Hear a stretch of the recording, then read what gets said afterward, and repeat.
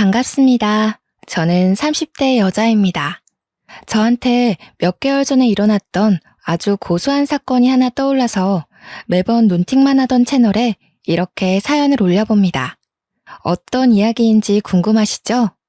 생각만 해도 속이 시원해서 웃음이 자꾸 터져나올 것만 같네요. 그럼 지금부터 이야기를 시작해 보도록 하겠습니다. 저한테는 결혼할 남자가 있었습니다. 그때는 진짜 불같은 사랑을 했는데 몇 개월이 지난 지금 생각해보니 왜 그랬을까 하는 후회만 남네요. 예비 신랑은 외제차 딜러였습니다. 모든 외제차 딜러가 그렇다는 건 아니지만 유독 예비 신랑은 허세가 가득하고 허영심이 심한 사람이었어요. 차를 계약하지 못하면 인센티브가 들어오지 않아서 상당히 쪼들리는 생활을 해야 했는데도 무슨 자신감인지 돈을 턱턱 쓰던 사람이었죠. 차도 외제차를 거의 빚내다시피 해서 끌고 다니는 사람이었습니다. 저는 어떤 사람이었는지 궁금하시죠? 저는 허세랑은 거리가 참 먼 사람이었습니다. 그냥 수수하게 사는 평범한 사람 정도라고 보면 될 것 같네요. 예비 신랑도 저한테 꾸미지 않는 순수함이 마음에 들었다고 하긴 했는데 지금 와서 생각해보면 그냥 돈 아껴 사는 모습이 마음에 든 게 아니었는지 모르겠습니다. 예비 신랑에게 뭘 사달라고 해본 적이 없었거든요. 본인 치장에만 신경 쓸 수 있으니 오히려 저 같은 여자가 편했을지도 모르죠. 근데도 왜 결혼까지 생각했냐고 물어보시면 할 말이 없네요. 그냥 그때는 그런 사람인 줄 몰랐거든요. 저는 고등학교 1학년 때부터 서울에서 혼자 살기 시작했습니다. 부모님이 이혼을 했다거나 고아라거나 그런 건 전혀 아니었고요. 저희 부모님은 고성에서 농사를 짓고 계셨어요. 농사라고 하면 늘상 시골에서 가난하게 산다고들 생각하시던데 그거랑은 거리가 매우 멀었습니다. 고성 땅이 전부 우리 집 땅이라고 말해도 될 만큼 규모가 엄청나게 컸거든요. 우리 외가, 그러니까 어머니네 집안 대대로 물려내려오는 농작지였습니다. 아버지는 대릴 사위로 장가를 들어서 외가와 함께 농사를 짓기 시작하셨고, 제가 생기고 나서부터는 오롯이 그 땅의 주인은 우리 부모님이 되셨습니다. 농사를 짓는 규모가 얼마나 대단하냐면 그 일대를 전부 먹여 살리는 수준이라고 생각하시면 되겠네요. 하지만 저희 부모님에게도 한 가지 마음에 걸리는 일이 있었으니 바로 학업이었습니다. 돈은 넘칠 만큼 있으나 어릴 때부터 농경일을 배우느라 공부를 제대로 마치지 못하셨거든요. 그래서인지 저에게는 다른 것 다 필요 없으니 공부에만 매진하라고 하셨어요. 그 덕에 고등학생이 되자마자 큰 물에서 놀아야 성적도 오르는 법이라며 저만 홀로 서울에 상경을 시키셨습니다. 워낙 성격이 나쁜 일을 저지르지 못하고 집에서 뒹굴거리는 걸 좋아하던 집순이라 그런지 생활은 나쁘지 않았습니다. 가끔 외롭긴 했지만 학교를 마치고 학원을 다녀와서 복습과 예습을 거치면 잠잘 시간이었기 때문에 퍽 괜찮았어요. 외로울 틈이라는 게 많지 않았다는 뜻이죠. 주말에 별일 없으면 고성으로 내려가거나 부모님이 서울에 올라오시기도 했고요. 부모님의 농작지는 사계절 내내 바빴습니다. 과수원도 있고 보리밭도 있고 고추밭도 있고 배추밭도 있고 입구에 여기부터 고성입니다 하고 들어가면 우리 땅이나 마찬가지였거든요. 아무튼 각설하고 예비 신랑과는 지인의 소개로 알게 되었습니다. 사람이 유머러스하고 매너가 있다며 가볍게 만나보라는 소개로 알게 되었는데 지인의 말처럼 정말 재미있는 사람이었어요. 한 해, 두 해 지나도 여전히 같이 있으면 늘 재미가 있었죠. 삭막한 서울에 서로를 헐뜯는 직장 생활을 하다 보니 그 사람이 제 마음의 안식처가 되어주었습니다. 이 정도면 평생을 살아도 평생 즐거울 것 같아서 결혼을 결심했어요. 그의 사치는 별 문제가 되지 않았습니다. 여차하면 서울 생활 접고 고성으로 내려가도 괜찮을 것 같았거든요. 제 예비 신랑은 저와 생각이 조금 달랐던 것 같긴 했습니다. 제가 버려진 자식 같은 걸로 생각한 건지 뭔지 고등학교 1학년 때부터 혼자 살았다고 하니 저를 측은한 얼굴로 보기 시작했어요. 사실 틀린 말은 아니긴 했죠. 부모님이 차려주는 따끈한 밥상을 제대로 먹어본 기억이 없으니까요. 굳이 정정해주진 않았어요. 살다 보면 알게 될 일이고 또 미리 말해봐야 골치만 아플 수도 있었으니까요. 우리 부모님이 시골에 계신 것도 돈이 없어서 제 뒷바라지 하느라 어쩔 수 없이 내려가서 사시는 줄 알더라고요. 작은 땅에 겨우 먹고 살 만큼 돈벌이 하면서 저의 서울 생활을 지지해 주시는 거라 생각했는지 가끔 저에게 그런 언행을 하기도 했어요. 사실 우리 부모님은 농사철이 끝나면 틈틈이 다음 농작물을 수확하기 전까지 해외여행도 가시고 상당히 젊게 사시는 분들이셨거든요. 오죽하면 제가 다녀온 여행지보다 부모님께서 다녀온 여행지가 몇 배나 더 많으니까요. 그치만 예비 신랑이 그런 사정까지야 당연히 알 수가 없죠. 제가 굳이 입 밖으로 꺼내서 자랑한 적이 없으니까요. 결혼 이야기가 솔솔 나오자 양가에 인사를 드리러 가자고 하더라고요. 일단 서울에 살고 계시는 시댁부터 인사를 드리러 갔어요. 솔직히 긴장을 안 했다고 하면 거짓말이겠죠? 최대한 예쁘게 보이고 싶어서 밝은색 투피스 정장을 차려입고 선물도 양손 한가득 준비해서 갔습니다. 그런데 아니나 다를까 저희 집이 시골에서 농사를 짓는다고 은근히 무시를 하시더라고요. 부모님이 시골에서 농사를 짓는다고 들었는데 어떤 농사를 짓는 거야? 이것저것 많이 하셔요. 보리밭도 있고 고추밭도 있고. 어쩜 죄다 풀떼기네 그래. 적어도 먹고 사는데 지장은 없으려나? 아니 아무리 그래도 소나 키우지. 뭔 죄다 풀떼기야? 나중에 자식들 배고플 때 되면 소를 키워야 했는데 하고 후회하시는 거 아니야? 그런 걸 농담이랍시고 하호호 웃으면서 말씀을 하시더라고요. 축산업은 몸이 힘들고 순수이익이 많이 남긴 하지만 정이 많이 들어서 팔아넘길 때마다 가슴이 아린다고 접으신 사업이었어요. 솔직히 농경지가 그리 큰데 축산업에 손 한 번 안 대어 보셨겠어요? 하지만 굳이 그 이야기도 하지 않았어요. 저희 집이 시골이라고 무시하는 시댁도 사실 서울에만 살았지 그닥 풍족한 건 아니었거든요. 서울 산다는 그 자부심에 저희 집을 깎아내리고 싶은 거다. 혹은 며느리 될 사람을 벌써부터 기죽이려고 하는 거다. 그 정도로만 생각했어요. 어차피 실상 저희 집은 엄청나게 여유가 있으니 결혼하고 나면 판도가 바뀔 거라 생각했으니까요. 그럼 혹시 철마다 내려가서 우리 아들이 농사일 거들고 해야 되는 거 아니니? 아니요. 시골에 일하는 오시는 분들이 많아서 그런 건 걱정 안 하셔도 돼요.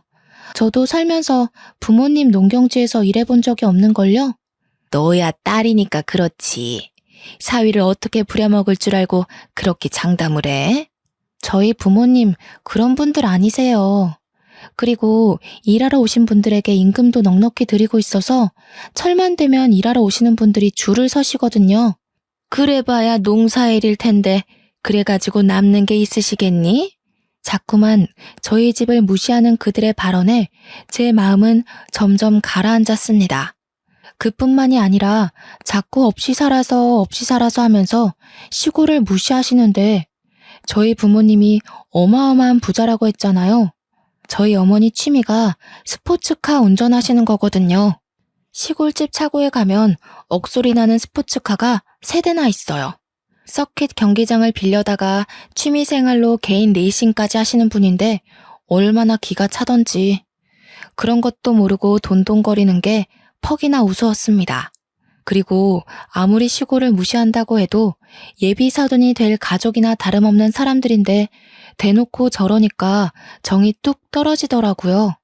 아무리 그래도 결혼이라는 건 가족과 가족 간의 화합인데 벌써부터 일이 삐걱거리면 평생 어떻게 살 수 있겠어요. 스트레스만 쌓일 거라고 생각이 드니 점점 결혼을 하면 안 되겠다는 마음이 생기기 시작했어요. 시댁도 노후는 별로 준비되지 않았다고 들었거든요.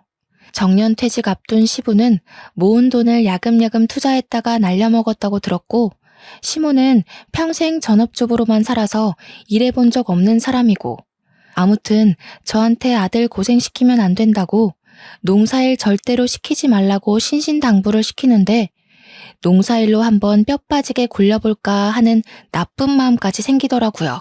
저희 농지에 철만 되면 마을 초입까지 줄을 선다는 농담을 할 정도로 일하겠다는 사람이 줄을 서요. 부모님께서 늘 남을 도우고 생명을 소중하게 여겨야 된다는 마음으로 사신 분들이라서요. 그 사람의 직업이 어떻든 행색이 어떻든 편견과 차별 없이 일을 시키고 평생 일구신 분들이에요. 그런데도 저런 식으로 편견을 가진 시댁 식구들이 어찌 마음에 들겠나요? 가족인 저조차도 고추 한번 따본 적이 없는데 아무튼 결혼에 대해 다시 한번 생각을 해봐야겠다고 마음을 먹었습니다. 이런 식으로 상견례를 해봐야 서로 빈정만 상할 것 같았거든요. 저는 티는 내지 않았지만 차일피일 저희 집에 가는 것을 미뤘어요. 그러자 예비 신랑이 저에게 우스갯소리랍시고 선 넘는 발언을 하더라고요. 왜 자꾸 자기네 집에 가는 걸 미루는 거야? 지금 농사철이야? 나 일 시킨다고 하셔서 지금 자기가 일 못하게 하려고 안 가는 거야? 무슨 소리라는 거야. 지금 수학철 아니야. 우리 엄마가 나 일 시키지 말라고 해서 지금 자기네 집 안 가는 거지? 아, 결혼하고 나면 나 맨날 몸빼바지 입고 처갓댁 가야 하는 거 아니야? 우리 부모님 나한테 고추 따는 일 한번 시켜본 적 없는 분들이셔. 말 그렇게 하지 마. 기분 나쁘니까. 우리 엄마 말 못 들었어? 서희는 평생 손님이라는데 인건비 아끼려고 나한테 일 시킬 수도 있는 거지.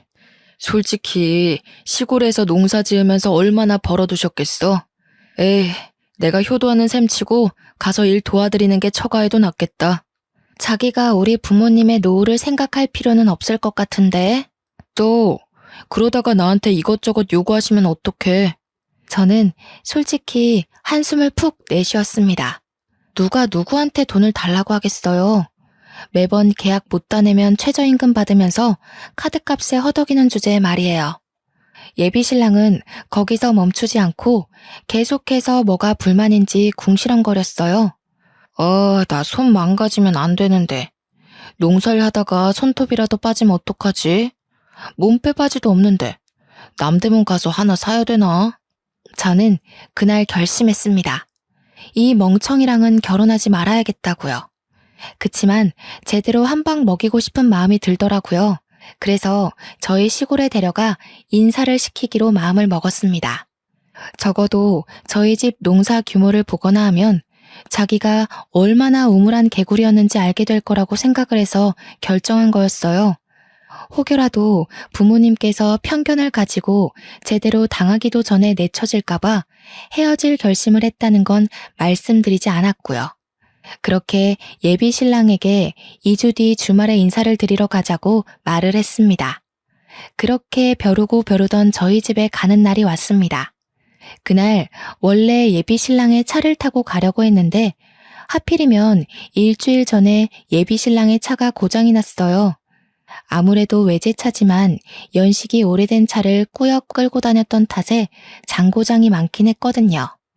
솔직한 심정으로는 그 유지비로 그냥 국산차를 사는 게 낫지 않나 싶었지만 외제차라는 그 엠블럼이 뭔지 예비 신랑은 끝까지 그 장고장 많은 차를 고집하더라고요. 아무튼 차가 없으니 어떻게 하겠어요? 예비 신랑은 차라리 날짜를 미루는 게 어떻겠느냐고 말했지만 저는 저희 부모님께서 준비 많이 하셨을 텐데 절대 안 된다고 했습니다. 차라리 고생도 좀 하고 잘 됐다 싶었어요. 버스를 타고 터미널에도 또 시내버스를 타고 거의 3시간 30분을 걸려서 돌고 돌아 도착했습니다.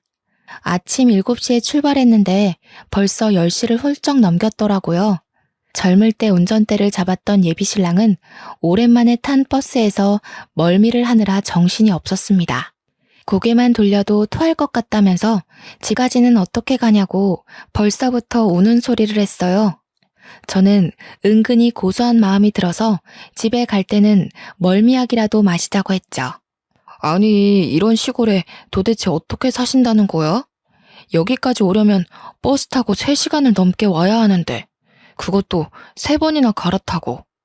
어차피 다음부터는 차 끌고 올 거잖아. 여기에 내 차 끌고 왔다가 하부 다 망가질 것 같은데. 총구석이라 도로 사정도 영 좋지 않고. 여기는 경운기 타고 다녀야 하는 거 아니야? 여기 사람들도 다 외제차 잘만 끌고 다녀. 참나, 거짓말도 작작 해야지. 여기 사는 사람들이 어떻게 외제차를 끌고 다녀? 억소리 나는데. 우리 매장만 해도 다 서울이나 경기권 사는 사람들이지 이런 데 사는 사람 없다. 그러는 예비 신랑 차도 억소리 나는 차는 아니거든요. 이름만 외제차지 저도 안 가질 것 같은 차 타고 다니면서 누가 누굴 무시하는지 원.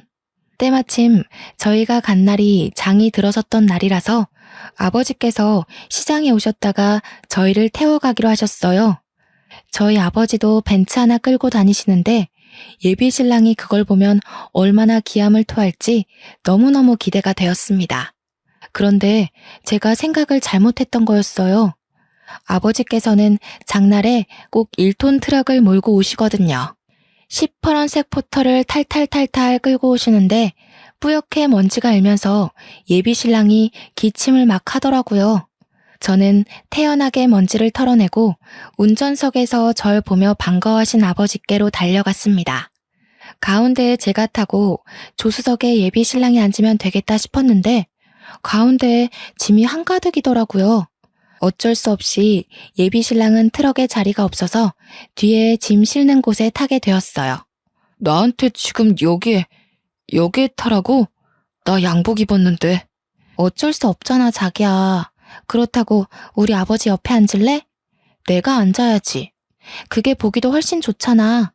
예비 신랑은 투덜거리면서 짐 실는 곳에 앉았어요. 세차도 안 하셨는지 양복에 먼지는 잔뜩 묻고 흙바람이 탈탈 일면서 예비 신랑은 꼼짝없이 흙먼지를 뒤집었어야 했습니다. 내릴 때 그의 얼굴을 보니 너무 웃기더라고요. 아버지께서 차라리 벤츠를 끌고 오지 않으신 게 천운이라는 생각이 들 정도로 신이 났습니다. 심지어 버스에서 잃었던 멀미가 가시지 않았는지 계속 헛구역질을 해대는데 진짜 웃음 참느라 혼이 났네요. 저희 시골이 방지턱이 좀 있기도 하고 도로를 매끈하게 밀지 않아서 울퉁불퉁하거든요. 트럭의 승차감이 얼마나 나쁜지 다들 모르시죠? 계속 꿀렁꿀렁거리는데 방석도 없이 철바닥에 앉아 있었으니 엉덩이가 꽤 욱신욱신 아려왔을 겁니다. 결국 예비 신랑은 저한테 너무너무 힘들었다면서 집에 갈 때는 차라리 걷는 게 낫겠다고 아니면 택시를 부르자고 하더군요. 아니, 아무리 그래도 그렇지. 사위 될 사람이 인사로 오는 건데 어떻게 짐짝 취급을 할 수 있지? 아빠가 뭐 일부러 그러셨겠어? 원래는 걸어가야 하는 건데 굳이 장날 기다렸다가 우리 태우러 오신 거잖아. 차라리 걷는 게 나았겠어. 엉덩이에 멍든 것 같단 말이야.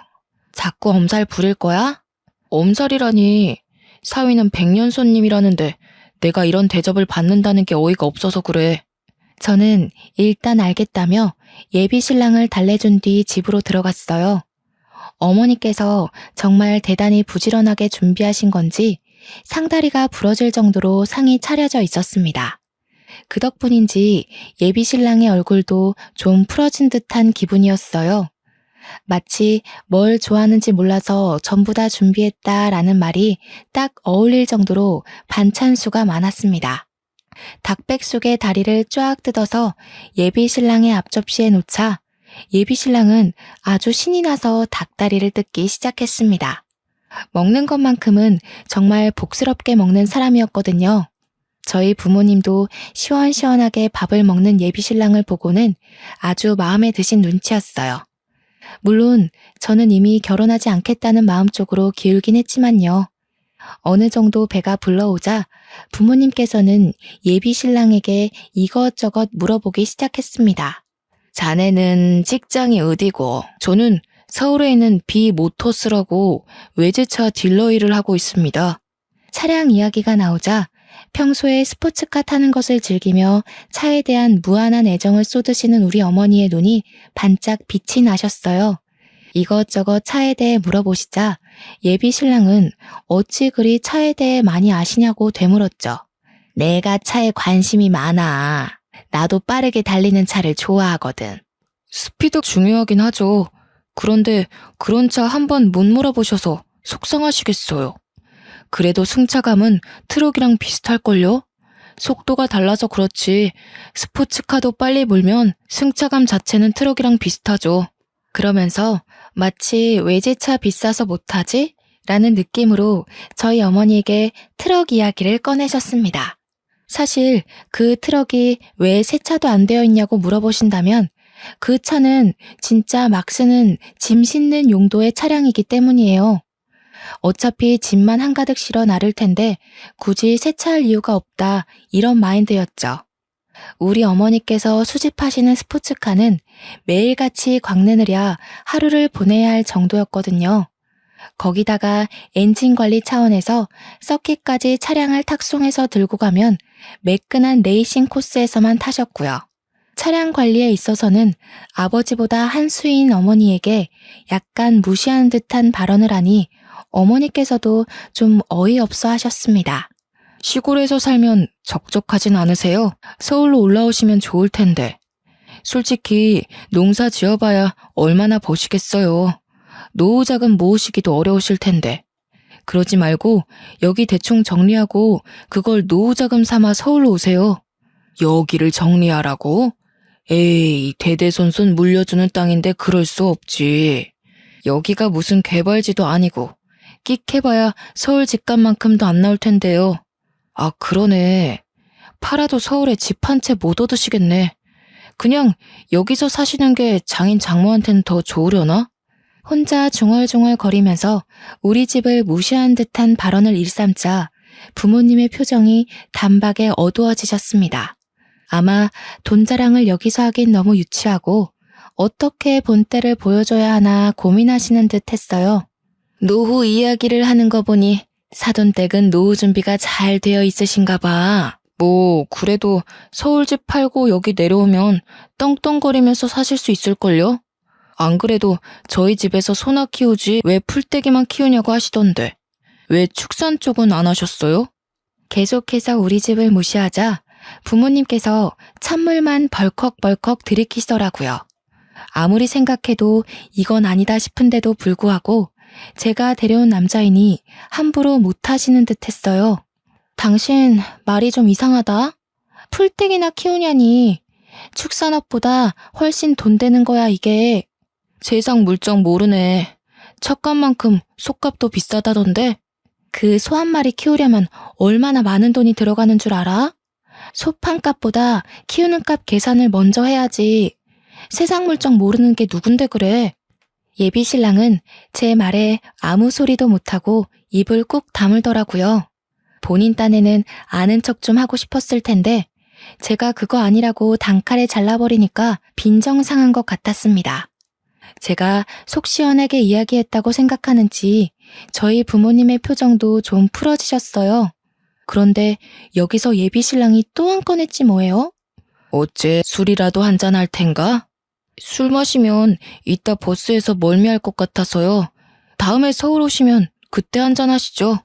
날도 어둑해질 텐데 역 자고 가고 여기서 자고 내일 가도 되지 않겠어? 잠은 집에 가서 자야죠. 거기다가 침대도 없을 텐데.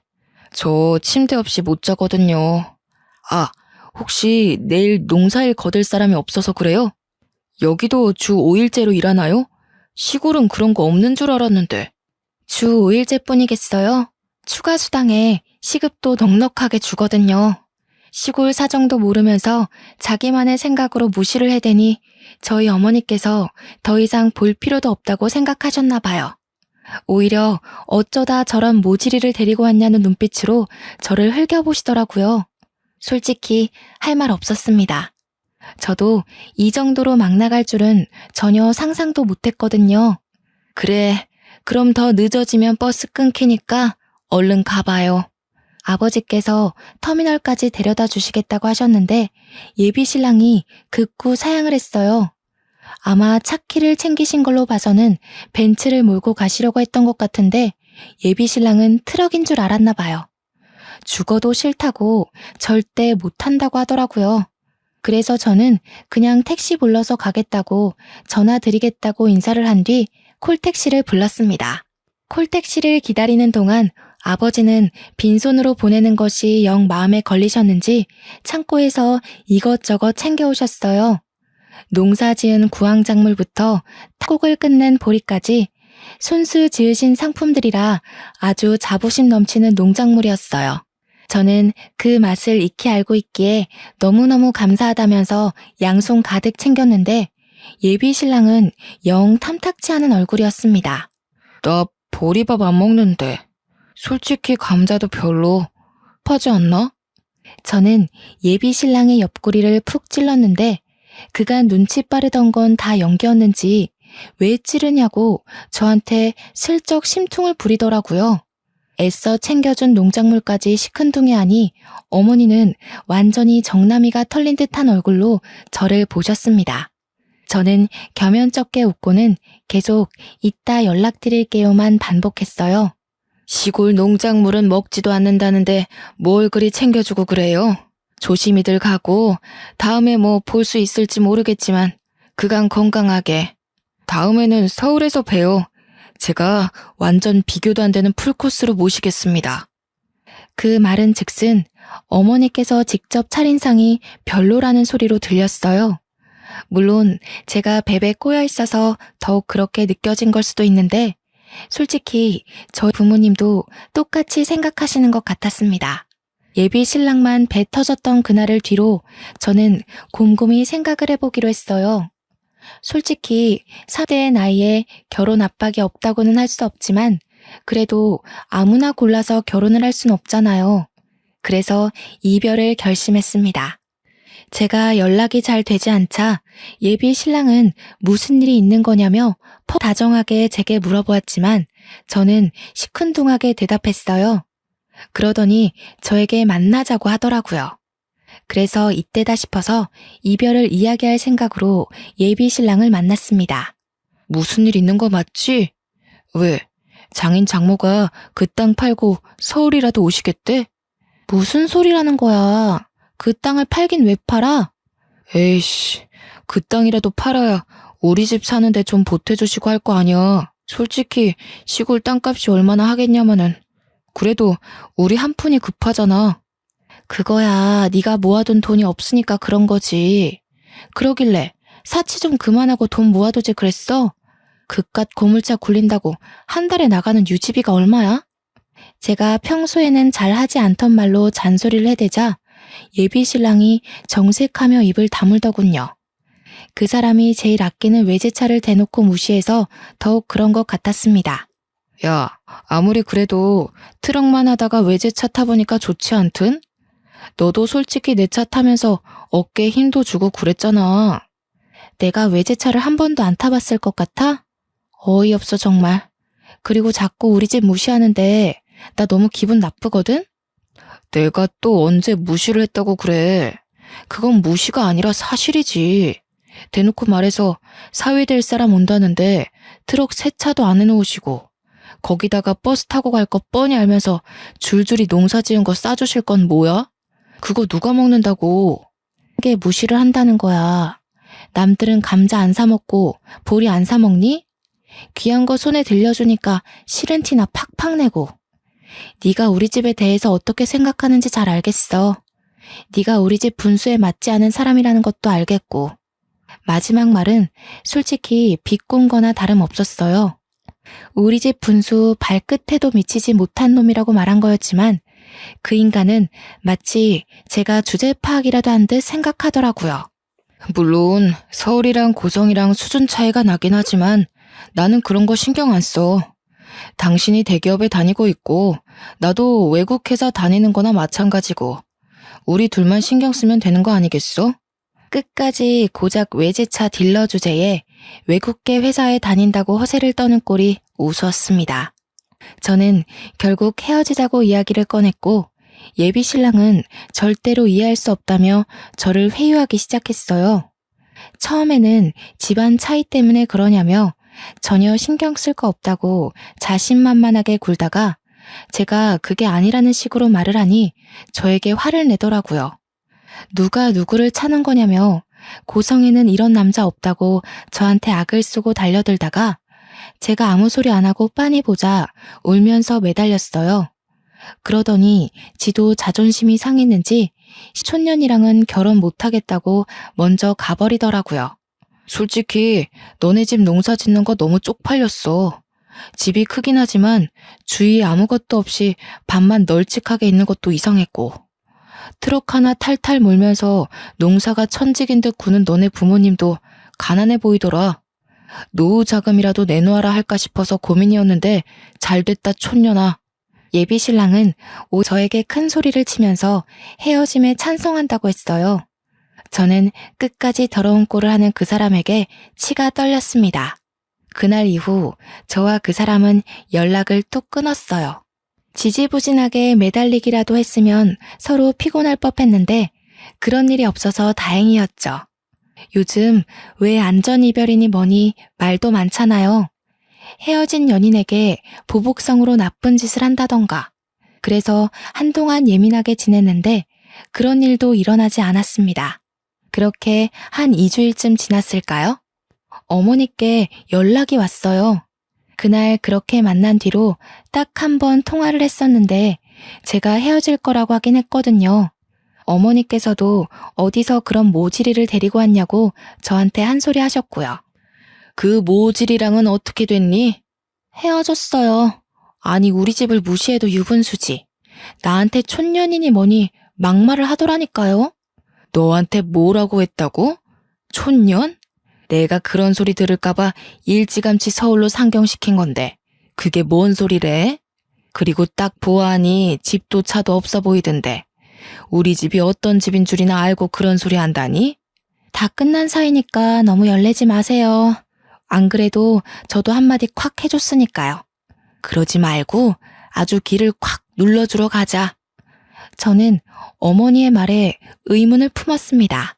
뭘 어떻게 기를 눌러주겠다는 건지 이미 끝난 마당에 그럴 필요가 굳이 있을까 싶었는데 어머니께서는 아주 즐겁게 이야기를 하시더라고요.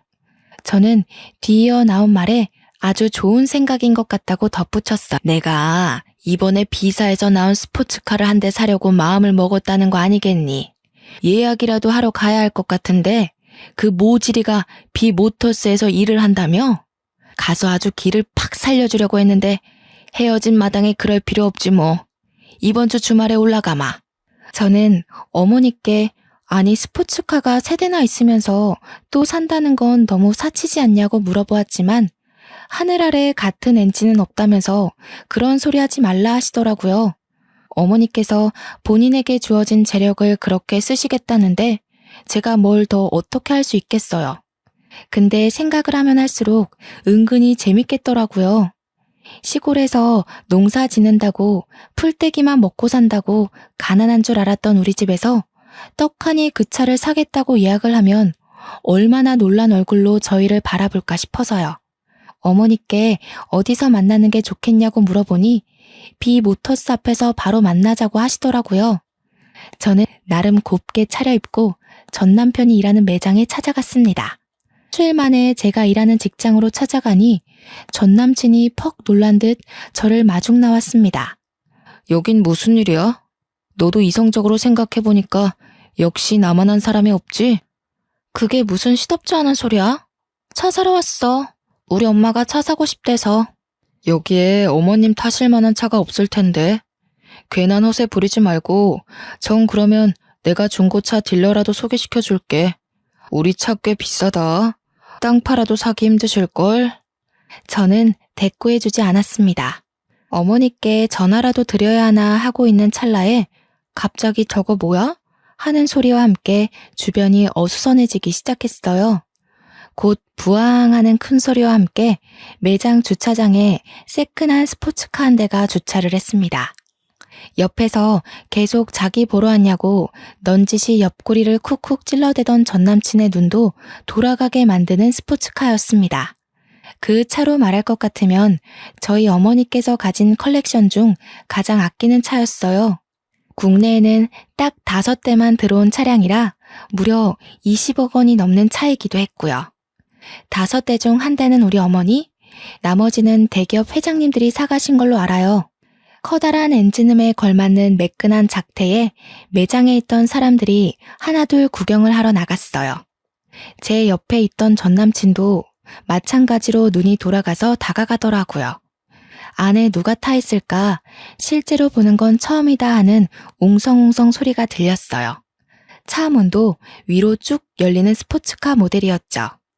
저는 그 차를 얼마나 어머니께서 애지중지하는지 알고 있었습니다. 절대로 서킷에서만 타는 차량이었고 혹여 하부가 손상될까봐 서킷까지 무조건 탁송으로 옮겨가는 차였어요.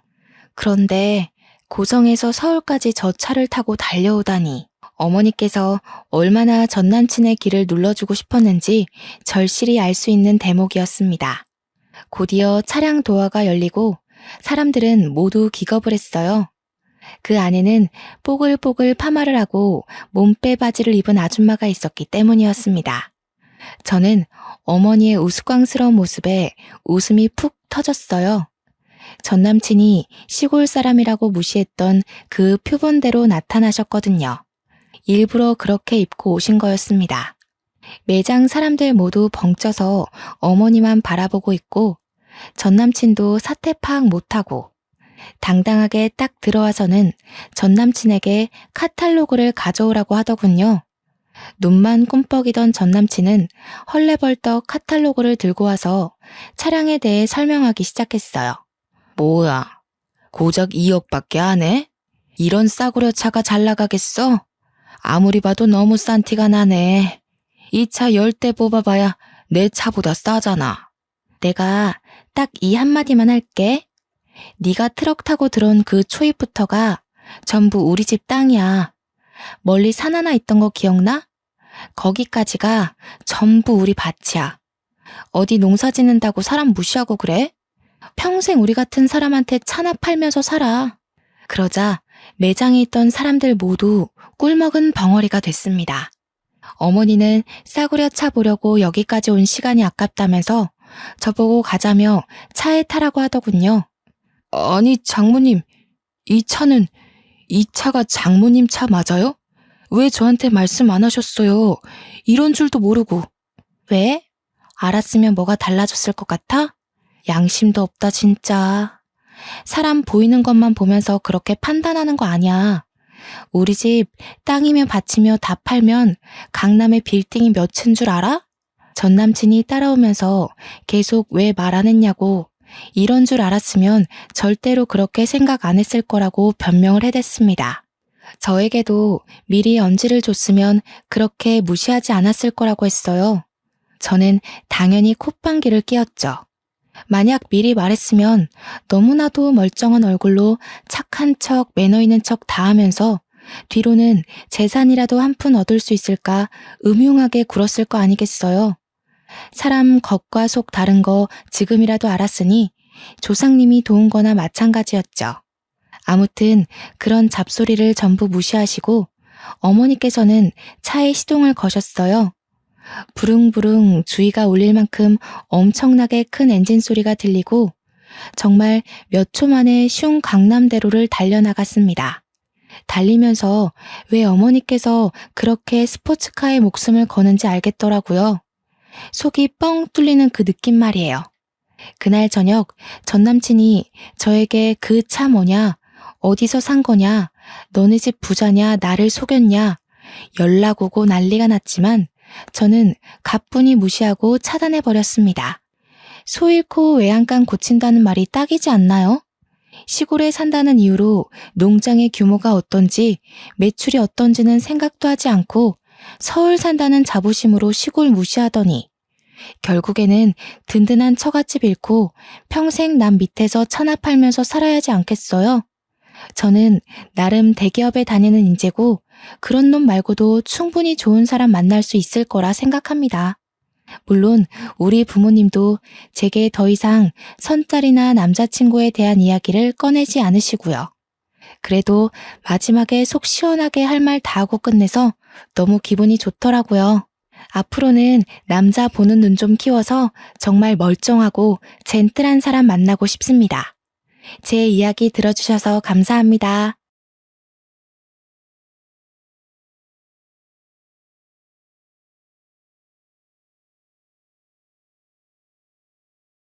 안녕하세요.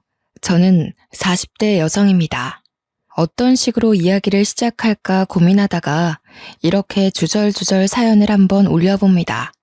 저는 어릴 때 저희 집이 세상에서 가장 화목하고 단단한 가정인 줄 알았습니다. 그 누구보다 든든하고 오죽한 아버지와 자상한 어머니가 저희 유년 시절을 정말 행복하게 만들어 주셨었거든요. 우리 부모님은 사업으로 맺어진 혼인 관계였습니다. 아버지의 사업은 성장하고 있었고 어머니의 외가는 돈이 많았습니다. 두 집안이 결탁하여 아버지의 회사는 날이 갈수록 승승장구하며 안정적이고 거대한 기업이 되었습니다. 우리 어머니는 전업주부로 항상 아버지의 뒤를 내조하며 자리를 지켜내고 계셨습니다. 저희 외할아버지만 해도 사업적으로 머리가 뛰어나신 분이었기에 밑 빠진 독에 절대로 물을 붓는 분은 아니셨어요. 그래서인지 항상 아버지의 성장하는 사업을 보며 투자를 이어가셨습니다. 이렇게 이해관계가 얽혀있는 집안이었음에도 우리 집은 항상 웃음이 끊이지 않았습니다. 물론 겉으로 보기에만 그랬을지 몰라도 어렸던 저는 그게 진짜로 행복이고 사랑인 줄 알고 자랐습니다. 그런데 외할아버지의 투자 실패로 인해 외가가 크게 흔들리게 되었습니다. 외가에서는 당연히 아버지에게 도움을 요청했고 아버지께서도 당연히 외가를 도와주실 줄 알았죠. 그때 저는 인간의 취약함을 알게 되었습니다. 제 나이 고작 14살 중학생일 때였어요. 아버지는 기울어진 외가를 돕지 않았고 오히려 뻔뻔하게 어머니에게 이혼을 요구했습니다. 아버지의 사업은 외가가 아니었으면 결코 이만큼 성장할 수 없었을 거라 했어요. 하지만 아버지는 그동안 진심으로 사랑했던 사람이 있다며 어머니에게 이혼을 종용했죠. 어머니는 외가의 기운과 동시에 알아 누워버린 외조부를 챙기랴 집안에서 바람난 걸 당당하게 밝히며 이혼을 요구하는 남편 사이에서 많은 스트레스를 받으셨습니다. 결국 그 짓눌러 오는 무게를 이기지 못하고 그만 쓰러지셨어요. 이때다 싶었는지 아버지와 오랜 불륜을 저질러 온 아버지의 비서가 집을 찾아와 저에게 어머니에게 이혼을 설득하라 했습니다. 적어도 어머니와 아버지가 이혼을 하면 저는 걷어주겠다면서 새엄마로서 보살핌에 소홀히 하지 않겠다고요. 그게 14살짜리 아이한테 할 말일까요? 당연히 저는 치를 떨었습니다. 가뜩이나 사춘기에 접어들어 예민한 시기에 대놓고 그런 이야기를 해대니 누가 고운 시선을 보낼 수 있겠습니까? 알고 보니 어머니와 결혼하기 전부터 아버지는 비서와 그렇고 그런 사이였다고 하더군요. 제가 가장 충격을 먹었던 건 저보다 나이가 1살 많은 혼외 자식이 있다는 사실이었습니다. 저는 정말 눈앞이 캄캄해지고 머리가 핑 도는 듯한 기분을 맛보았어요. 어머니께서 쓰러져 정신이 없는 와중에도 비서는 집을 찾아와 이혼해달라고 소리를 지르며 악을 썼습니다. 아버지와 비서 사이에는 자식이 둘이나 있었고 호적 정리도 하고 싶고 언제까지 아버지를 숨기며 살아야 하냐며 저를 닥달하기 시작했습니다. 그러길래 누가 불륜을 하라고 했나요? 마치 저에게 본인이 세상 제일 불쌍한 사람인 척하며 이혼을 설득해달라고 하는데 전 도무지 이해가 가지 않았습니다. 그때 한마디 콱 쏴댔어야 했는데 어렵고 배신감에 무기력했던 저는 그들을 무시하는 수밖에 없었습니다. 어머니는 정신이 없는 와중에도 절대 이혼만큼은 못 해준다고 했습니다. 그러자 비서가 찾아와 이혼만 해주면 외가댁에 도움을 주겠다는 선 넘는 발언을 하기도 했습니다. 도대체 자기가 뭐라고 아버지 회사의 자금을 꽉 쥐고 있다는 마냥 그런 이야기를 할까요? 아버지의 지갑이 마치 자신의 허락이 없으면 절대로 열리지 않는다는 듯 그런 소리를 할까요? 어머니는 매일 눈물바람으로 옷을 적셔가면서도 절대 이혼만큼은 못 해준다 했습니다. 어차피 귀책 배우자가 아버지여서 이혼 소송을 해도 소용이 없었죠. 소송 자체가 받아들여지지 않았거든요. 그런 와중에도 어머니는 상간녀 소송을 걸었습니다. 이혼은 하지 않아도 위자료는 끝까지 받아내겠다는 집념이 보이는 행동이었습니다. 당연히 승소했고 그 위자료는 외가로 넘어가게 되었죠. 저는 어머니가 참으로 대단하다 생각했습니다. 저라면 10수년을 배신한 남자를 죽이고 싶을 정도로 증오할 텐데 어머니는 이성적으로 행동하셨거든요. 외가는 이리저리 다른 가족들에게 도움 요청을 했고 급한 불을 끄자 어머니에게 절대적으로 집안일에 집중하라 했습니다. 그런데 그런 어머니를 두고 아버지는 비서랑 살림을 차려 나가버리셨습니다. 이제 더는 숨길 게 없다는 사람처럼 대놓고 말이죠. 저는 커다란 집에 어머니와 둘만 남았습니다. 언제고 부엌에 있는 식탁에서 온 가족이 화목하게 웃으며 식사를 하고 거실 TV로 스포츠 중계를 보면서 서로 응원하는 팀이 이기길 바라고 했던 그 추억이 짓밟혔어요. 물론 아버지는 저까지 내팽겨치진 않았습니다. 가끔 저를 불러다가 밥을 사주시기도 하고 선물을 사주시기도 하며 저와의 관계는 유지하려 애쓰셨습니다. 하지만 어머니에 대한 이야기는 꺼내지도 않으시고 신경도 쓰지 않았기에 저는 그런 아버지를 원망했고 늘 복수심을 불태웠습니다. 그렇게 혼인 관계만 유지한 별거 생활이 아주 오랜 시간 이어졌습니다. 제가 대학에 입학했을 때도 저에게 대학 등록금을 주시면서 슬쩍 운을 떼셨죠. 이제 너도 성인이니 슬슬 부모의 도움이 필요치 않은 나이 아니니? 결국 어머니에게 이혼을 설득해달라는 말이었습니다. 저는 전혀 이해하지 못한 척 다른 이야기를 했고 아버지는 매우 탐탁치 않아 하셨지만 저에게 더 이상 그런 요구를 하지 않으셨습니다. 다만 저에게 주신 등록금이 아까웠는지 주절주절 대학 생활을 잘해야 된다, 성적을 유지하라면서 잔소리를 하셨습니다. 그 잔소리를 듣는 내내 저는 다음엔 등록금을 받지 말아야겠다고 생각할 정도였어요.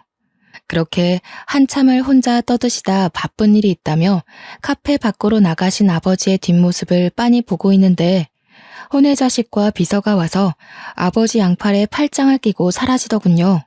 얼마나 어이가 없었는지 모릅니다. 솔직히 속으로는 초라한 마음까지 들더라고요.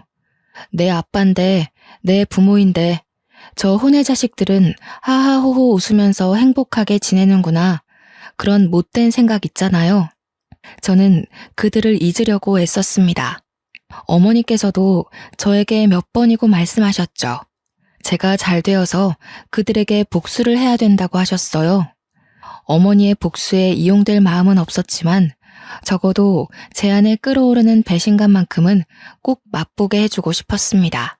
그렇게 불같은 대학 생활을 잘 끝내고 졸업을 한 뒤 저는 무조건 대기업에 입사를 한다는 생각으로 취업 준비를 했습니다.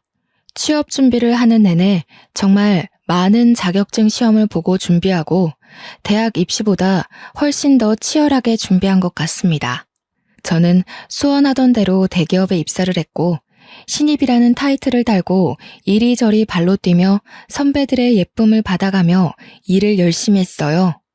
하루라도 빨리 승진하고 싶은 마음에 일거리를 기웃거리며 나서서 일을 하기도 했죠. 차라리 바쁜 것이 행복했습니다. 저의 열정을 알아본 것인지 회사 사수가 저에게 소개팅 자리를 주선해주겠다고 하더군요. 적어도 주말에는 데이트도 하고 해야 하는 것 아니겠냐며 이제 남자친구 만날 정도로 안정적이지 않냐고 했습니다. 솔직히 저는 몇 번이고 거절을 했어요. 나이가 적은 것도 아니었고 남자를 만나게 되면 미래의 일까지 생각해야 하는데 헐만 좋은 가족이지 속은 시꺼멓게 썩어 있었잖아요. 어디 말하기 부끄러울 정도로요. 그래서 싫다고 했습니다. 하지만 저희 사수님은 포기하지 않았어요. 저에게 그래도 나름 중견기업에 다니고 있는 남자고 최연소 임원 타이틀까지 노리고 있는 일 잘하는 사람이라고, 남자로 보지 말고 그럼 친구로라도 한번 만나보는 게 어떻겠냐고 하셨습니다. 저는 그 말에 조금 혹했어요. 일에 깐깐한 사수가 일 잘하는 사람이라고 칭찬을 할 정도면 배울 게 많을 거라는 생각도 당연히 들었고요. 저는 그럼 친구로서 만나보고 싶다고 이야기를 전했고 사수는 잘 생각했다며 바로 나를 잡았습니다. 그런데 그 소개팅남이 우리 아버지 회사에 다니는 사람이었던 거예요. 저는 처음부터 벽을 세우고 그 사람을 대하기 시작했습니다.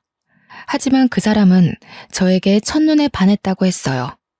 몇 번이고 끈질기게 저에게 데이트 신청을 했고 매번 매너 있는 모습으로 저를 대해주곤 했습니다.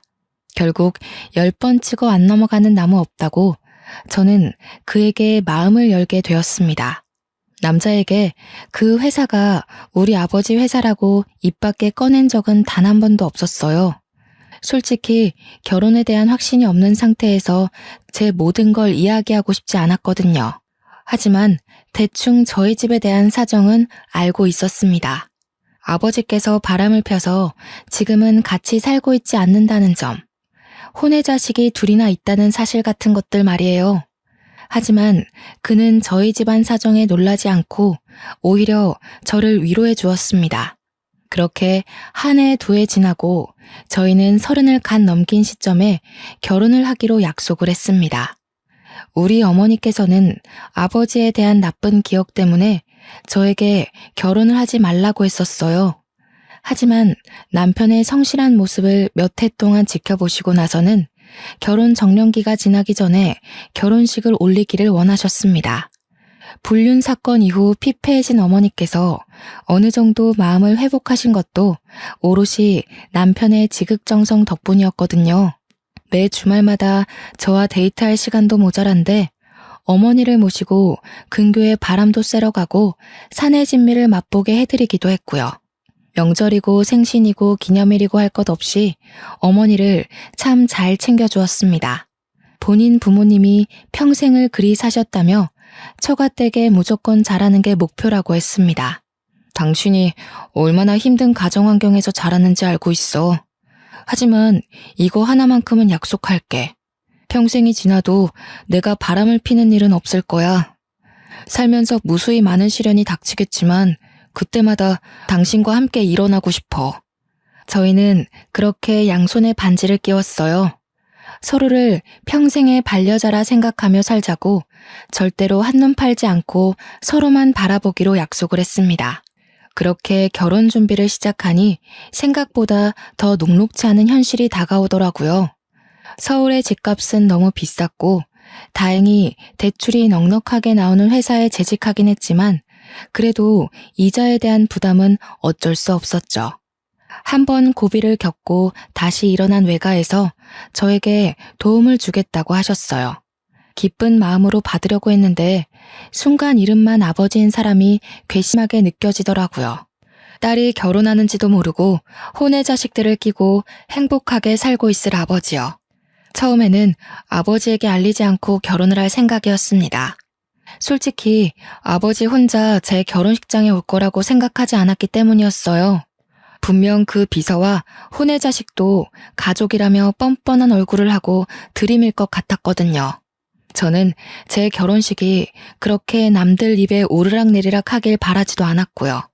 거기다가 이제서야 겨우 마음의 안정을 찾은 어머니에게 다시 한번 화를 돋우게 하고 싶지 않았어요.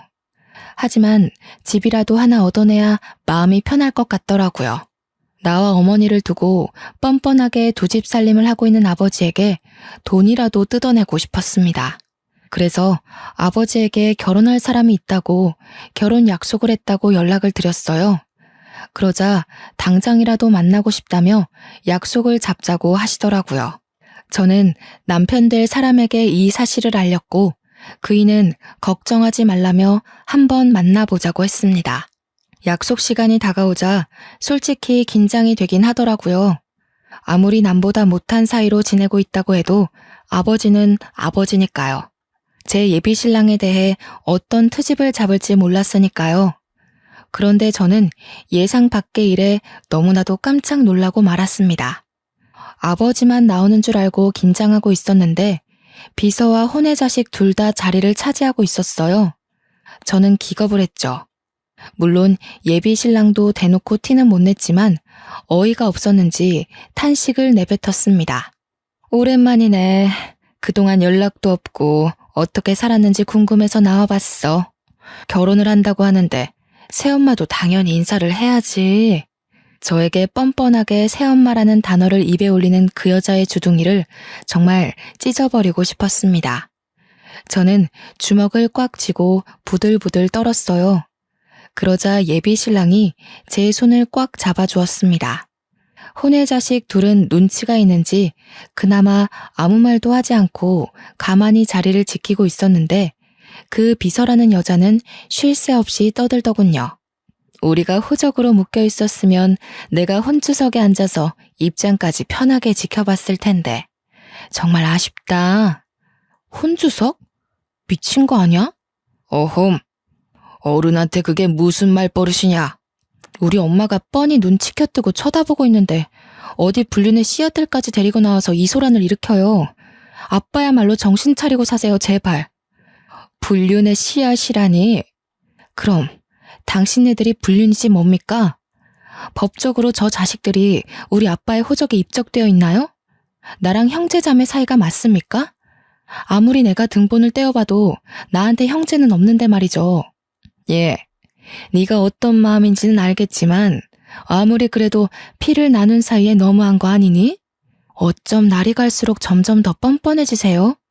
우리 엄마한테 이혼을 종용하던 그때가 아직도 기억에 선합니다.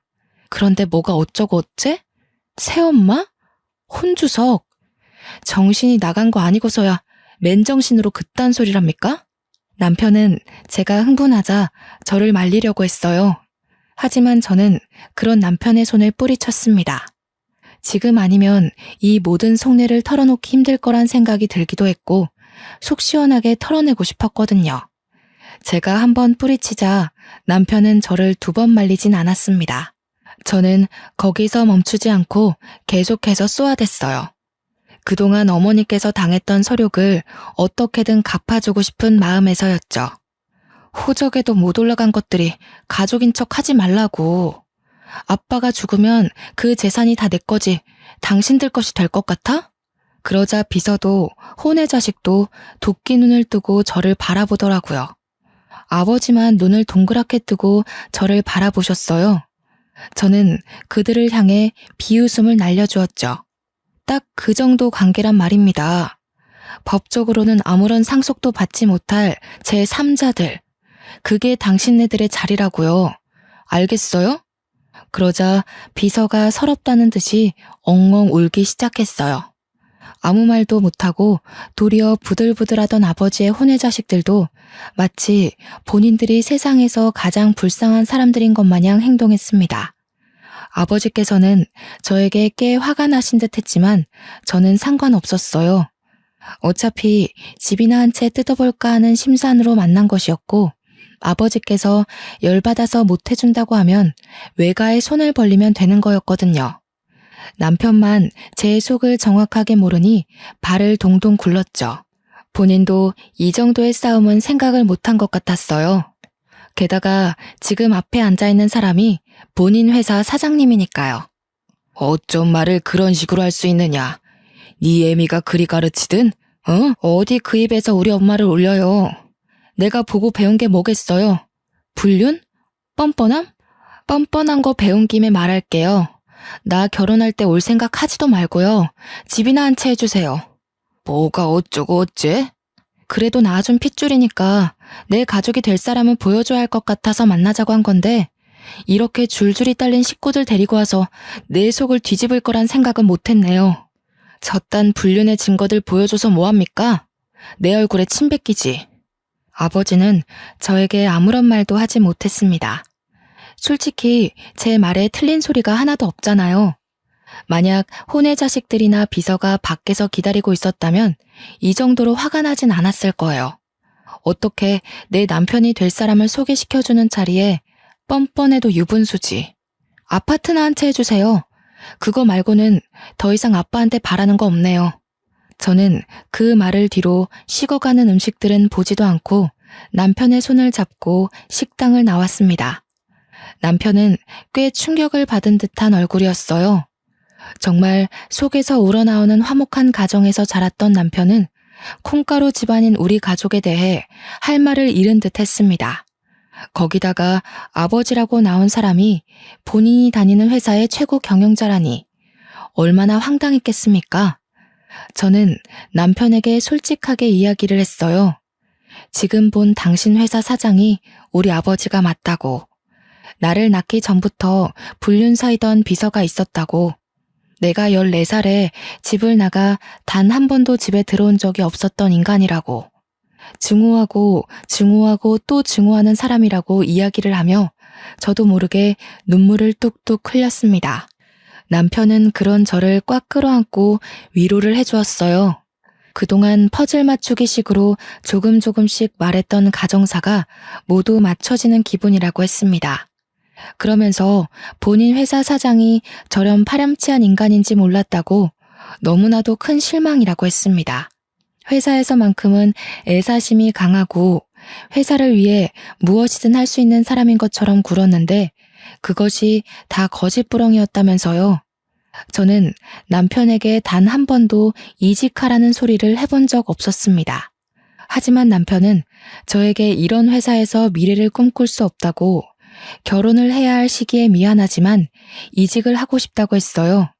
저는 남편에게 하고 싶은 대로 하라고 했습니다. 그렇게 3일이 지나고 아버지에게서 뜻밖의 연락이 왔습니다. 만나자고 했지만 저는 만나기 싫다고 했고 아버지 회사 사람이 저희 집으로 심부름을 왔어요. 바로 아파트 계약서였습니다. 아버지는 저에게 미안하다며 아파트를 한 채 결혼 선물로 주겠다고 하더군요. 저는 솔직히 당황스럽긴 했지만 애초에 이것을 뜯어내려 그 더러운 만남을 했던 거니까 주는 건 받겠다고 했습니다. 그리고는 결혼식 당일까지도 연락을 하지 않았어요. 은근히 청첩장을 주길 기다린 눈치였지만 저는 절대로 날짜와 식장을 알려주지 않았습니다. 저는 아버지가 마련해 주신 신혼집에 들어가는 날에도 절대로 연락을 하지 않았어요. 남편은 약속대로 이직 준비를 시작했습니다. 물론 많은 걸림돌들이 있었죠. 남편이 워낙 능력이 출중해서 회사 임원들이 바짓가랑이를 붙들어 매고 말렸기 때문입니다. 집으로도 몇 번이나 찾아왔었는지, 하지만 이미 떠난 남편의 마음을 다시 붙잡기란 어려운 일이었죠. 그동안 따냈던 계약건들도 많았고 워낙 성실하게 일해서 주변 평판이 좋았던 남편은 더 좋은 조건으로 승진하여 다른 중견 기업으로 이직을 했습니다. 저희는 더욱 여유롭게 생활을 이어나갈 수 있었어요. 이직한 이후에도 몇 번이나 아버지 회사 임원들이 찾아와 앓는 소리를 했지만 저희는 싸그리 무시를 했습니다. 아무리 생각해도 임원 자리를 제시하지 않는 이상 남편이 다시 한번 이직을 할 이유가 없었거든요. 주위의 모든 것이 정리되는 느낌이 들자 저희는 하루라도 빨리 이세를 갖자는 결론에 도달했습니다. 양가의 축복 아래 정말 계획했던 대로 임신에 성공하고 늘 제가 바람 불면 사라질까 아껴주시는 시부모님 덕에 행복한 시간을 보내고 있었습니다. 애가 애를 낳는다면서 저희 어머니께서는 제 임신 사실에 기뻐하시면서도 걱정을 많이 하셨어요. 하지만 저는 보란듯이 순산을 했고 어여쁜 공주님을 낳았습니다. 다니던 회사는 육아휴직을 내었고 육아에만 전념하게 되었죠. 그렇게 육아를 도와주러 오신 어머니와 합가를 하게 되었습니다. 저희 집안은 아이의 웃음소리에 끊임없이 행복함을 느끼며 살게 되었어요. 비로소 정말 하나의 가정이 완성된 듯한 느낌을 받았습니다. 알게 모르게 저도 아버지의 부재로 인해 많이 상처를 받았더라고요. 이렇게 아이까지 낳으니 더더욱 아버지의 행동이 이해가 되지 않았습니다. 그렇게 몇 년이 더 지나고 사건이 생겼습니다. 아버지의 회사에서 남편이 일하고 있던 파트에 문제가 생겼는데 남편이 도맡아 하던 직책이라 아버지의 회사에서 남편을 애타게 찾는다는 것이었어요. 집이며 회사며 몇 번이고 찾아와 좋은 자리를 줄 테니 이직을 생각해달라고 했다고 하더라고요. 아니, 회사 운영을 어떻게 했길래 사람 하나 비웠다고 그렇게 죽는 소리를 할 수 있는 건지 이해가 되지 않았습니다. 남편은 좋은 자리라는 말에 꽂힌 듯 싶었어요. 임원 자리를 내어주겠다는 소리로 들렸거든요. 결국 회사 임원들로는 설득이 안 되겠다 여겼는지 아버지께서 어느 날 집으로 찾아오셨습니다. 집에서 육아를 도와주고 계시던 어머니와 눈이 마주치자 무척이나 당황하신 듯 싶었지만 저희는 지은 죄가 없으니 당당했죠. 아버지께서는 결국 남편에게 아쉬운 소리를 잔뜩 늘어놓으셨습니다. 저는 이때가 기회라고 생각했어요. 그럼 임원 자리라도 주시고 스카우트 하셔야 하는 거 아닌가요? 다시 이직만 해준다면 내가 이사 자리를 내어주겠네. 우리 회사에 꼭 필요한 사람인 걸 내가 몰라서 이러겠나. 그래 여보, 어차피 아빠 회사에 직계 혈통은 나 하나 아니겠어? 하면서 아버지를 빤히 바라보니 헛기침을 한번 하시고는 땀을 닦으시더군요. 저는 그런 생각을 했어요. 혼의 자식들이야 아버지 호적에도 올라가지 못한 인간들인데 이 회사를 가질 사람은 저밖에 없다고요. 어릴 때 아버지께서 야금야금 증여해 주신 주식도 꽤 가지고 있으니 이 회사 차기 주인은 제가 되어야 한다고 생각했습니다. 아버지께서 남편에게 이사 자리를 주면 오히려 저에게 든든한 뒷배가 될 수 있을 거라 생각했고요. 저는 절대로 혼의 자식들이 아버지 회사를 탐내거나 혹은 콩고물 떨어지길 기대하지도 못하게 만들고 싶었거든요. 아버지께서는 제가 말하는 건 모두 들어주실 것처럼 행동했습니다.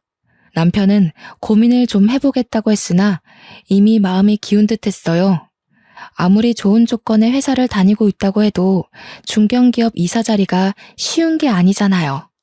아버지가 긍정적으로 생각해 주길 바란다며 아쉬운 소리를 하시고 나가시자 어머니와 저는 남편을 설득했습니다. 우리 딸 말도 틀린 게 없네 이서방. 어차피 저 인간의 호적의 하나뿐인 자식이고 혹여라도 저 인간이 잘못되기라도 하면 그 불륜의 증거들과 싸워야 할 수도 있네. 물론 법적으로는 우리 쪽 지분이 많긴 하지만 그래도 자네가 임원 자리를 차지한다면 훨씬 수월하겠지. 내 생각도 마찬가지야. 우리가 저 회사를 꿀꺽할 수 있는 좋은 기회라고 생각해. 당신이 뒤에서 임원들 설득만 하면 내가 언제라도 아버지 뒤통수를 칠 수 있지 않겠어?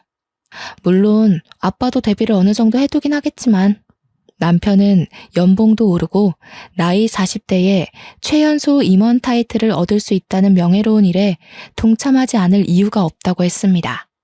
이직을 하겠다고 마음을 먹으니 그 뒤로는 아주 일사천리로 술술 풀렸죠.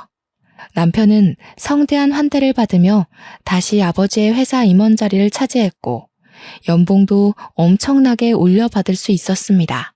능력이 출중했기에 그 누구도 토를 달지 않았어요. 아버지의 혼의 자식들이 조금 불만을 토로했다고 하긴 하더라고요. 본처의 자식만 챙기는 것 아니냐고요. 그도 그럴 게 아버지의 혼의 자식들은 돈을 쓸 줄만 알았지 벌 줄은 모르는 사람들이었거든요. 오죽하면 아버지께서 대놓고 낙하산으로 회사에 꽂아주기까지 했었는데 사고만 쳐서 결국 잘렸다고 들었어요. 그 뒤로도 뭐 딱히 일을 하고 있다는 소리도 들어본 적 없었고요. 그러니 당연히 비서와 혼의 자식들도 위기감을 느끼긴 했을 거예요. 저는 그 부분을 노린 거고요. 복수는 원래 차근차근 한 번에 해결하는 거라고 하잖아요. 기회가 찾아왔어요. 아버지께서 갑자기 쓰러지신 거예요. 저는 아버지의 걱정보다 드디어 이 회사를 가질 수 있을까? 아버지에게 어떤 복수를 해야 어머니의 마음이 시원해질까 하는 생각을 하게 되었죠. 그런데 생각보다 일은 더 심각했어요. 아버지의 병명은 췌장암이었고 손쓸 수 없이 악화되었을 때 발견이 된 거예요. 병원에서도 연명치료 말고는 더 이상 해줄 게 없다면서 3개월 시한부를 선고했다고 했어요. 그러자 아버지는 본색을 드러내기 시작했습니다. 내 이야기는 이미 사위를 통해 들었겠지만 나에게 남은 시간이 별로 없다. 의사놈이 3개월 살 수 있을 거라 하더군. 그래서 내가 슬슬 정리를 시작하려고 한다.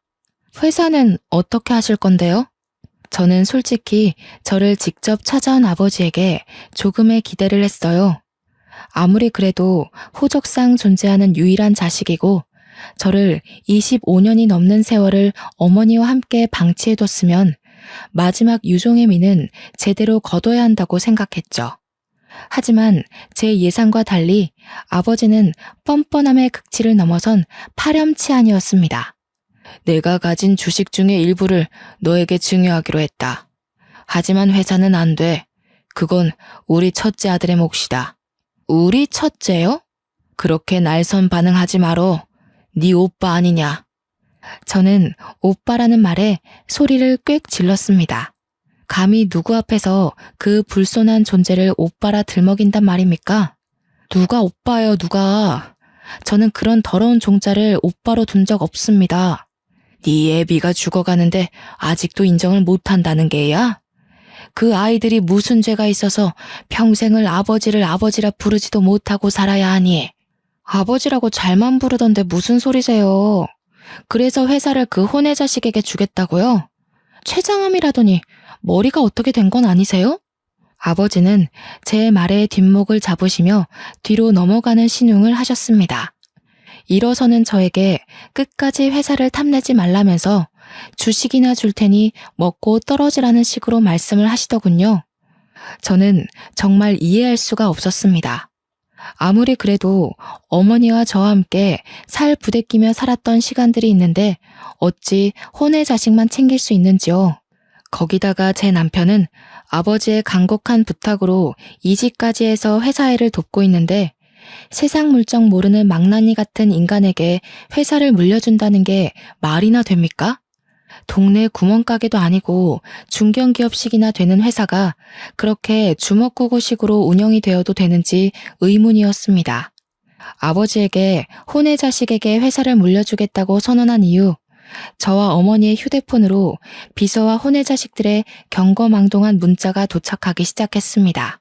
그렇게 불륜불륜 노래를 부르더니 꼴 좋다는 식의 문자 메시지들이었습니다. 결국 회사를 물려받을 건 본인들이고 저희는 닭 쫓던 개 지붕 쳐다보는 꼴 됐다면서요. 어찌나 신이 나 보였는지 저한테 비아냥거리는 연락을 해대는데 기가 차더라고요. 그렇게 혼의 자식이라고 무시하고 하등생물 취급하더니 아주 꼴 좋다. 그러길래 진즉 아버지한테 잘했어야지. 우리가 회사 물려받아서 속에서 천불나겠네. 어쩌냐?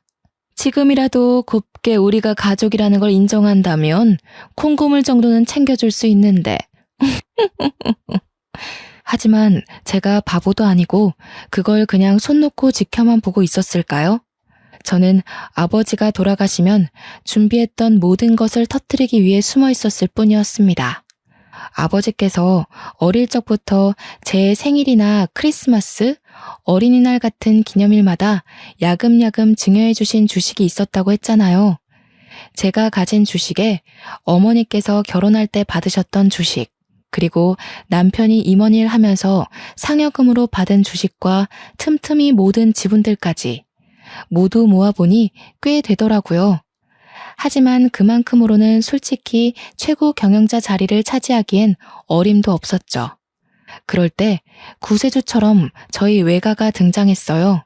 아버지께서 외가가 휘청거릴 때 한 푼도 도와주지 않고 오히려 바람난 사실을 당당하게 알리면서 어머니에게 상처 주었던 걸 계속 칼 갈고 계셨더라고요.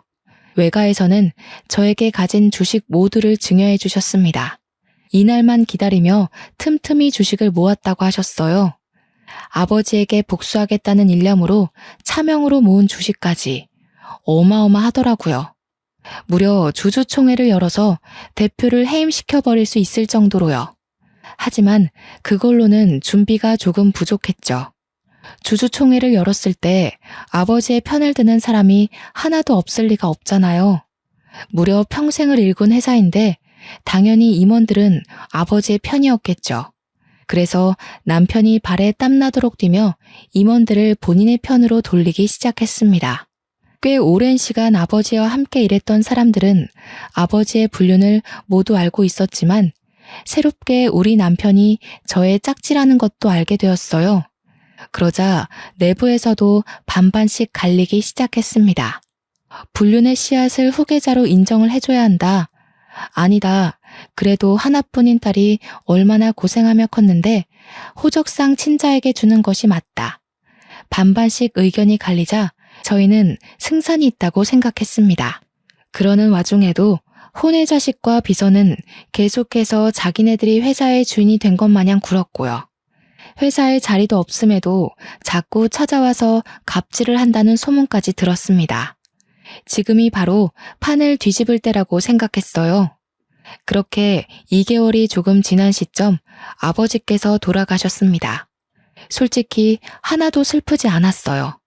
예전의 추억을 떠올리며 그를 회상하기에는 아주 작고 초라한 어린 시절의 기억뿐이었으니까요. 장례식장에는 당연히 혼의 자식과 비서가 자리를 차지하고 있었는데 저는 그들을 끌어냈습니다. 법적으로 상주가 될 수 있는 사람은 저의 남편이었으니까요.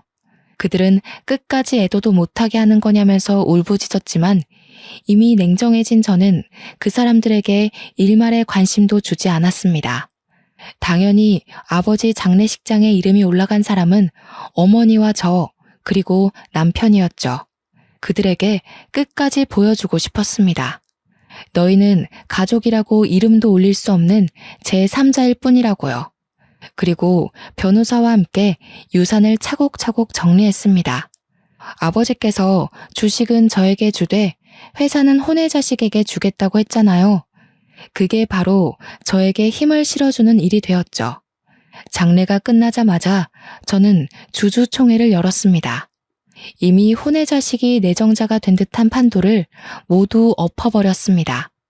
제가 가진 주식들의 남편의 물밑 작업, 그리고 외가의 도움까지 모두 한 방에 터뜨려버렸죠. 당연히 혼의 자식은 취임식도 하지 못한 채 빈털터리로 회사에서 쫓겨나게 되었습니다. 주주총회에서 해임이 결정되고 불복하지 못하고 끌려나가는 와중에도 저에게 욕설을 뱉어내는 게 그 꼴이 퍽이나 우습더군요. 저는 다음 최고 경영자는 전문 경영인을 두겠다고 했습니다. 주주들도 당연히 저희 남편을 예상했던 것 같지만 저와 남편은 전문 경영인에게 맡기는 것이 좋겠다는 결론을 내었죠. 아버지의 회사가 번듯하게 남아있길 바래서라기보다는 제가 가진 주식값이 떨어지질 않길 바래서라고 할까요? 가진 주식으로 들어오는 배당금만 해도 꽤 쏠쏠했거든요. 혼의 자식들은 그 흔한 주식 일주도 없는 인간들이었고요.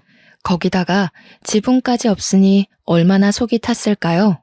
법적으로도 유일한 자식이 저이니 아버지의 이름으로 된 재산은 모두 어머니와 제 몫으로 떨어졌습니다. 그제서야 혼의 자식들과 비서는 잘못했다면서 한 번만 용서해달라고 하더라고요. 사모님, 제가 잘못했습니다. 제가 돈에 눈이 멀어서 욕심을 냈어요. 그냥 죽은 듯 조용히 살 테니 저희 가족 먹고 살 만큼만 떼어주세요. 제발 간곡히 부탁드립니다. 우리 애들 아버지를 아버지라 부르지도 못하고 컸어요. 제발 자비를 베풀어 주세요. 네? 아버지를 아버지라 잘만 부르던데 어디 이제 와서 뻔뻔하게 얼굴을 들이밀어? 그 인간이 살아생전에 저치들에게 건물 하나씩 증여해 준 걸 몰라서 이러는 줄 알아? 욕심내지 않겠다더니 아주 욕심이 그득하구만. 죄다 불법 증여된 걸로 알고 있는데 세무조사 한번 받으시죠. 남편도 지지 않고 쏘아대 주었습니다. 그들은 그제서야 모든 걸 포기하고 도망가 버렸어요. 보험금이라도 나눠달라고 연락이 왔지만 세무조사를 들먹이니 번호도 바꿔버리더라고요. 어찌나 고소했는지 모릅니다. 복수는 복수를 낳는다고 솔직히 앞으로의 일이 걱정되지 않는다고 하면 거짓말이겠죠. 모든 걸 잃은 사람들이 비열한 짓을 두 번은 못할까 싶기도 하고요. 하지만 저희 가족은 모두 이겨낼 자신이 있습니다. 추운 겨울이 지나면 따뜻한 봄이 다가오잖아요. 아버지의 죽음은 예상하지 못했던 급작스러운 일이긴 했지만 살아계셨어도 언젠가 저는 똑같이 주주총회를 열고 회사를 분산시켰을 거예요. 그 뜻은 절대로 변하지 않을 제 숙명과도 같은 것이었으니까요. 하루하루 커가는 딸을 보면서 이 예쁜 아이를 눈에 넣어도 아프지 않을 아이를 두고 어떻게 다른 가정을 차렸는지 이해를 더욱 할 수 없게 되었습니다. 남편과 저는 평생 동안 이 일을 잊지 않고 살기로 했어요. 인과응보를 늘 마음속에 담아주고 평생을 함께 할 겁니다. 우리 어머니는 복수가 속 시원했는지 정말 편해진 얼굴로 저희 아이를 봐주시고 계세요. 덕분에 저와 남편은 각자의 자리에서 열심히 일을 하고 있습니다.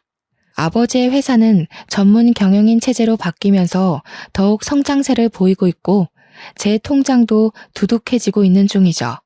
앞으로는 마음의 모든 짐을 털어내고 행복만 생각하고 살겠습니다. 날이 점점 추워지네요. 겨울이 지나고 모두에게 봄이 찾아오길 바라겠습니다. 감사합니다.